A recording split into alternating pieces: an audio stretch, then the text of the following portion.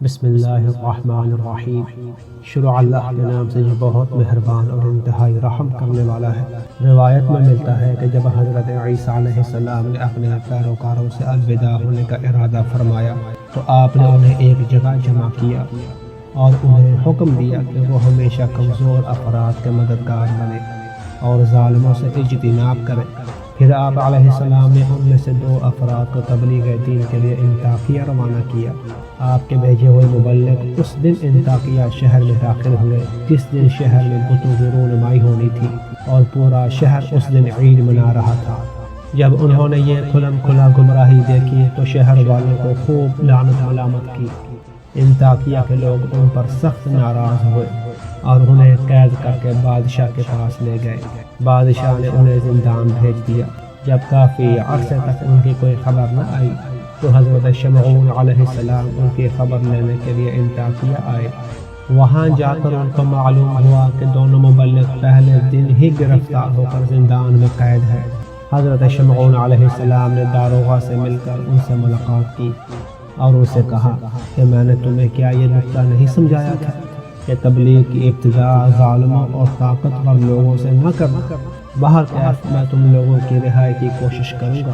پھر آپ علیہ السلام قید خانہ سے باہر آئے اور غریب طبقہ سے اپنی تبلیغ کا آغاز کیا۔ غریب طبقہ کے لوگ ان کی تبلیغ سے متاثر ہونے لگے۔ اس طبقہ نے ان کا تعارف اپنے سے اوپر والے طبقہ سے کروایا۔ آپ علیہ السلام نے اپنے طریقہ استدلال اور شیریں بیانی سے ان کو بھی متاثر کیا۔ آہستہ آہستہ ان کی شہرت بادشاہ تک جا پہنچی۔ بادشاہ نے پوچھا کہ اسے ہمارے شہر میں آئے ہوئے کتنا عرصہ ہوا ہے؟ بادشاہ کو بتایا گیا کہ انہیں شہر میں آئے ہوئے 2 ماہ ہوئے ہیں۔ بادشاہ نے حکم دیا انہیں ہمارے پاس لایا جائے، ہم ان سے گفتگو کرنا چاہتے ہیں۔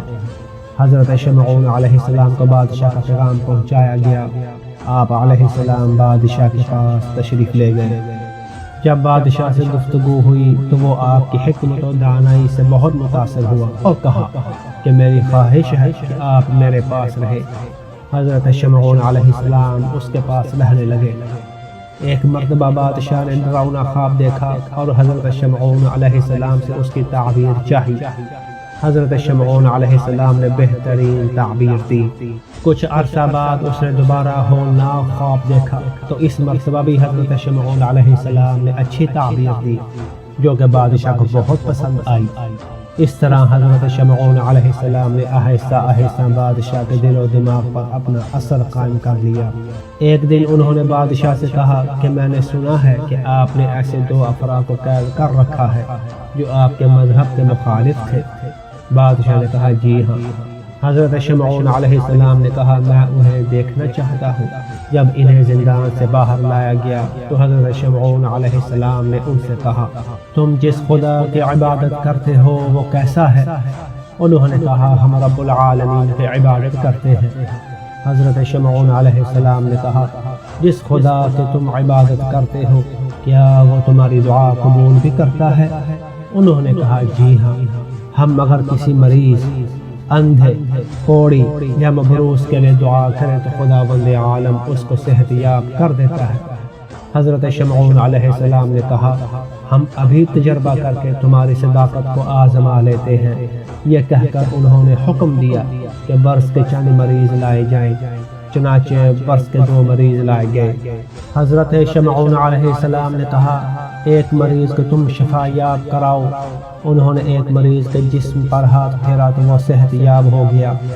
حضرت شمعون علیہ السلام نے کہا کہ یہ کام تو میں بھی کر سکتا ہوں۔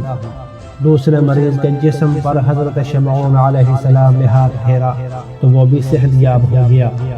حضرت شمعون علیہ السلام نے کہا اگر تم ایک اور کام کر کے دکھاؤ تو میں تمہارے خدا پر ایمان لے آؤں گا اور تمہارا مذہب قبول کر لوں گا۔ انہوں نے کہا کون سا کام؟ حضرت شمعون علیہ السلام نے کہا یہ بتاؤ کیا تمہارا خدا مردہ زندہ کر سکتا ہے؟ انہوں نے کہا بے شک ہمارا خدا مردے زندہ کرتا ہے اور ہم اگر کسی مردے کے زندہ کرنے کی دعا مانگے تو یقیناً مردہ زندہ ہو جائے گا۔ حضرت شمعون علیہ السلام نے بادشاہ کی طرف رخ کر کے کہا بادشاہ اب ان لوگوں کی موت یقینی ہے، کیونکہ ان کی دعا سے مردہ زندہ نہیں ہو سکے گا۔ کیا آپ کسی مردہ کے زندہ ہونے کی خواہش رکھتے ہیں؟ بادشاہ نے کہا چند سال پہلے میرا جوان بیٹا مر گیا تھا، میں چاہتا ہوں کہ وہ زندہ ہو جائے۔ حضرت شمعون علیہ السلام نے کہا آپ ان کو اپنے بیٹے کی قبر پر لے جائیں۔ بادشاہ نے ان دونوں کو اپنے ساتھ لیا اور بیٹے کی قبر پر آیا۔ ان دونوں نے اپنے ہاتھ دعا کے لیے بلند کیے۔ حضرت شمعون علیہ السلام نے بھی ان کے ساتھ اپنے ہاتھ دعا کے لیے بلند کیے۔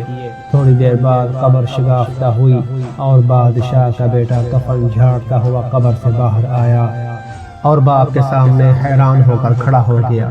بادشاہ نے کہا بیٹا کیا ہوا، تو پریشان کیوں ہے؟ اس نے کہا میں مر چکا تھا اور اچانک مجھے ایک وحشت نے گھیر لیا تھا۔